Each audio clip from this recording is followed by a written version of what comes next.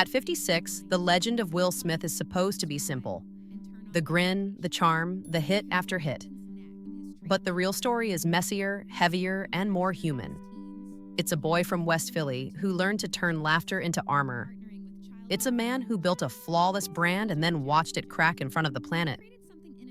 Tonight, we're not chasing gossip, we're tracing the pressure points. What broke, what survived, and what still might be rebuilt. The smile that sold the world, and the scars you never saw. Before the mansions and movie sets, there was a home where tension could walk in at any minute. In his own words, Will grew up watching storms he couldn't stop. So he found a job he could do, become the entertainer, the human lightning rod that draws the strike and turns it into applause, class clown with a mission. It wasn't just jokes, it was survival. If he could get you laughing, maybe the room would stay together. That's not a punchline. That's a coping mechanism that became a career. He carried that decision like a backpack. Be the person who makes it okay. And once the world realized he could do it on command, the backpack turned into a parachute and a weight. By 20, he wasn't just a kid with bars, he was a phenomenon. DJ Jazzy Jeff and the Fresh Prince made clean rap feel gigantic. Parents nodded, kids danced, radio smiled. And then the grown-up math slammed the door, the IRS came calling. The bill wasn't cute. It ate everything. The comeback wasn't an accident. It was a lifeline, a sitcom about a kid from Philly thrown into Bel Air. The theme song is fun. The subtext isn't. He took a real financial crisis and turned it into a pilot episode that changed his life. The lesson he learned? When the walls close in, turn the panic into performance. Success got scientific. He studied the charts like a coach with a clipboard.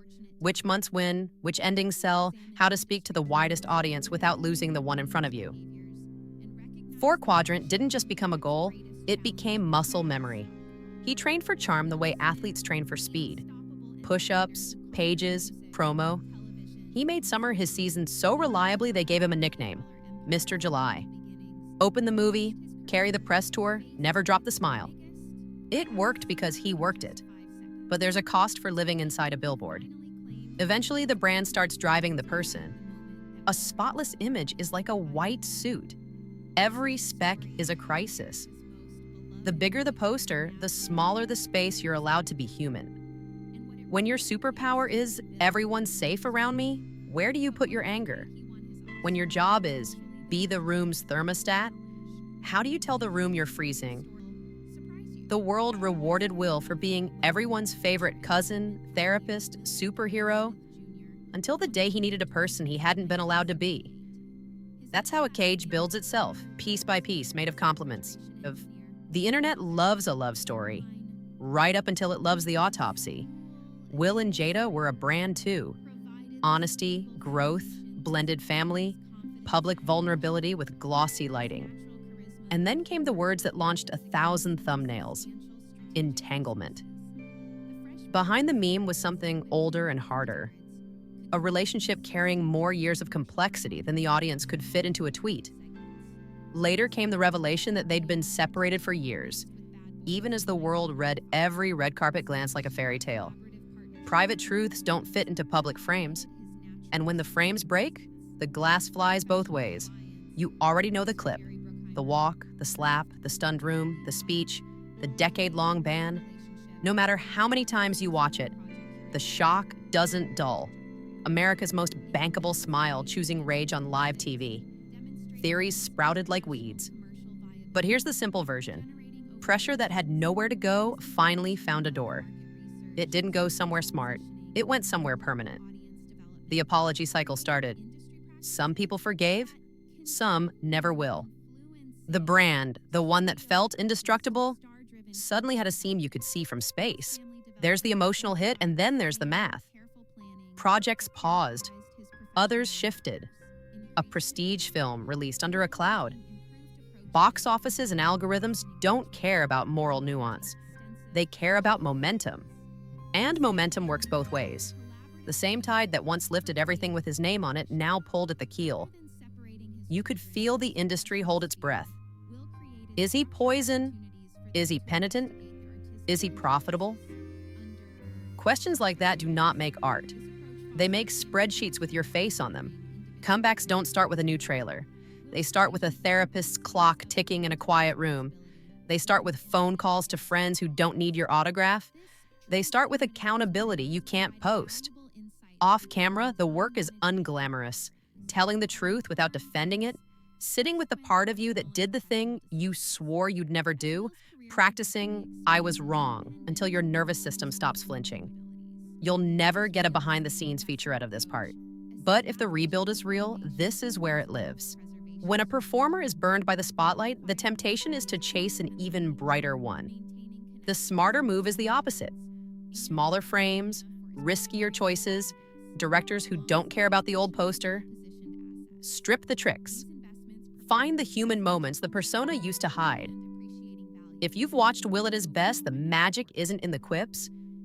It's in the beat right before them, when you can see the thought land. That doesn't need a cape. It needs silence and the courage to let the audience meet a person instead of a product. Music was the first language, and it still calls him back. The problem is the arena. Today, the stage doesn't end at the edge of the lights. It follows you into every screen. A new verse, a new clip, a new stunt can hit 1,000,000 timelines before breakfast. Some cheer, some clown, some ask if it's too soon. That's the trust economy. Once it breaks, every deposit is inspected. The only fix is repetition. Not apologies repeated, consistency repeated. You do the right thing long enough without asking for applause, and one day the balance moves a little. Not because you demanded it, because you earned it. Raising kids under studio lighting is like trying to grow roses in a hurricane. Trey, Jaden, Willow, each their own artist, each their own weather system, each with the right to choose a path the audience doesn't understand. The internet graded every decision. A father has to let go anyway. That's the paradox Will had to live. Being dad while being comment section. The successes and missteps are documented forever, but the nights that matter most never trend. The call you answer, the boundary you hold, the apology you owe and deliver. That's the real curriculum. So what does a comeback look like for someone who already had everything? It looks slower. It looks smaller. It looks like partnerships that trust you enough to say, "not yet," and love you enough to say, "now." It looks like working with people who aren't impressed by your old trophies. It looks like taking a franchise the audience already loves and not phoning it in, even if the internet is waiting to pounce. Audiences, for all our cynicism, are generous when they believe the work is honest. We can smell the sales pitch. We can also smell humility. Tragedy isn't a clickbait synonym for bad PR. In storytelling, tragedy is what happens when a character's greatest strength becomes the weapon that wounds him. Will's superpower was protecting the room with a smile. The night of the slap, that instinct mutated. The protector became the danger. That's the core wound. But tragedy isn't the end of the story. It's the cost of a lesson. The lesson here is brutal and simple. If you don't give your pain somewhere private to go, it will choose somewhere public. The bill for that is always higher than you think. So where do we land? If you only came for a verdict, you're going to be disappointed. Real life doesn't hand out clean grades. The truth is that two things can be true at once. A boy learned to save a room with a joke, and a man hurt a room with his hand. A superstar became a mirror for everything we love about charisma and everything we fear about power. The question isn't, is he canceled or crowned? The question is, can he build a life where the person is stronger than the persona? That answer doesn't live on stage. It lives in daily choices you'll never see. Here's the last thing I'll say, and then it's your turn. If tragedy is the price of a lesson, then the only thing that redeems it is what you do next. Not a speech, not a meme, not a comeback tour, work, boundaries, repair. Maybe one day, a role that doesn't cover the scar, but uses it. Now I want your take. What was the exact moment that made you rethink Will Smith? For better or for worse? Was it a scene, a song, a headline, a clip? Drop it in the comments. And if you want more no-fluff breakdowns of complicated legacies, The parts the thumbnails skip. Hit subscribe. We're just getting started.